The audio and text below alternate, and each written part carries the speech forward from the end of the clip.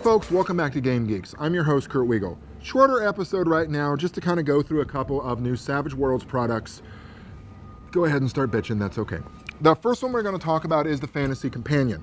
Now, with the release of the Savage Worlds Explorer Guides, now Savage Worlds Deluxe Explorer Guides, still $10 for those of you playing along at home, they've started to release a lot of their toolkit books in this companion, smaller sized format.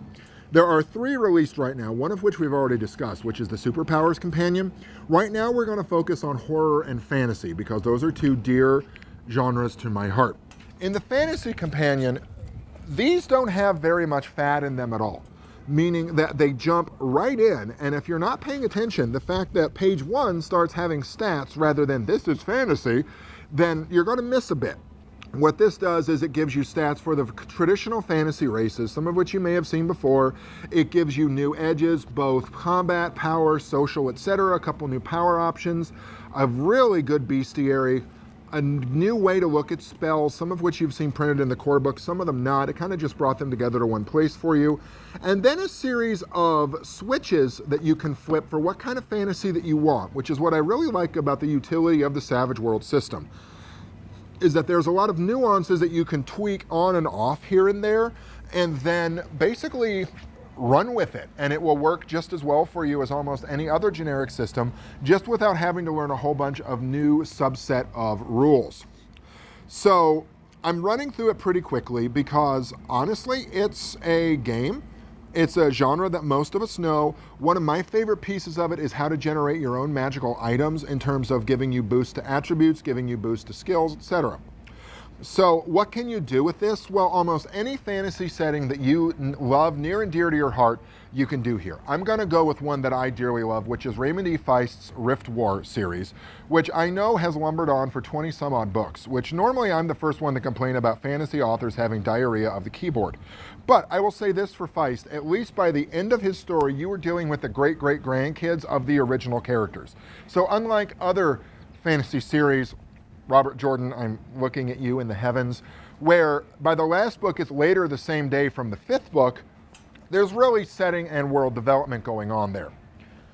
So what you can do with that is you can start converting in your favorite stuff. Social combat for a lot of the noble stuff that's going on. You also have the ability to run warfare, your characters in sieges, all that stuff that it gives you in the Fantasy Companion. And along those lines, let's say you want to go with something a little darker. Add some scarier horror rules. We'll get to that in the Horror Companion in just a second. Flip on the gritty damage switch, which you can find on the Pinnacle Entertainment website. And then suddenly you've got Game of Thrones. Take out the other races, add in some scarier monsters. You're Game of Thronesing it all over the place. So what it really gives you is options and utility for your fantasy game. Do you need this book to run out of the core rules? If you want to just do a Fantasy Companion and all you want to spend is $10 on the core rules and go, absolutely not. You do not have to have this companion to do that. It just really, really helps. The companion cruises in at $20. I feel like you can't really beat that. So for $30, you could do any fantasy game you ever wanted to do with the Savage Worlds rule set. Horror Companion. Honestly, this one gets carried around in my backpack and my knapsack a bit more than the Fantasy Companion does, simply because I really like the rule sets and the ideas that it gives you. Horror Companion, it doesn't give you any more races because, let's face it, if you're playing a horror game, it's probably not a high fantasy horror game. Sort of like supers and horror, those are 2 things that don't go that well together. Now, if you can find a way to bring supers and horror into the same setting and have it really, really work, let me know on our Facebook page. Go take a look at that because it's something I've been trying to noodle with. To me, horrors and supers don't work that well because supers is about empowerment and wish fulfillment, and horror is about, holy crap, I have no power. How do I get out of this situation? Those don't always mesh to me. To get on with the point, what does the Horror Companion give you? Well, to start with, it gives you new edges, new hindrances, new subsets for rules that you can use to make the game scarier for both the characters and hopefully your players too. I find horror a tough game to emulate just because you've got to scare your characters as well as your players. It gives you setting rules, including how to introduce a good sanity setting to this. It's not a Cthulhuoid sanity rules. If you want that, go take a look at Reality Blur's Realms of Cthulhu. They bring that in, I think, better. If you want like Cthulhu, constant downward spiral sanity, go take a look there. If you want just more, it probably gives you a more action horror idea, way to go with it.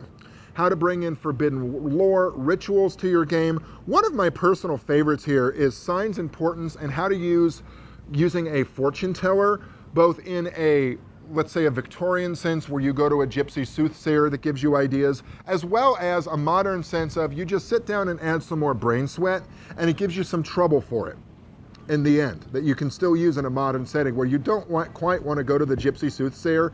But the example they give you is of a mathematical murderer, a serial killer using math as his basis, and how you can crack that code on your own. A really nice section on using high magic as your monstrous settings, so it's probably not something your players would want to use. Some really nice cursed items that remind me of a Friday the 13th, a series campaign.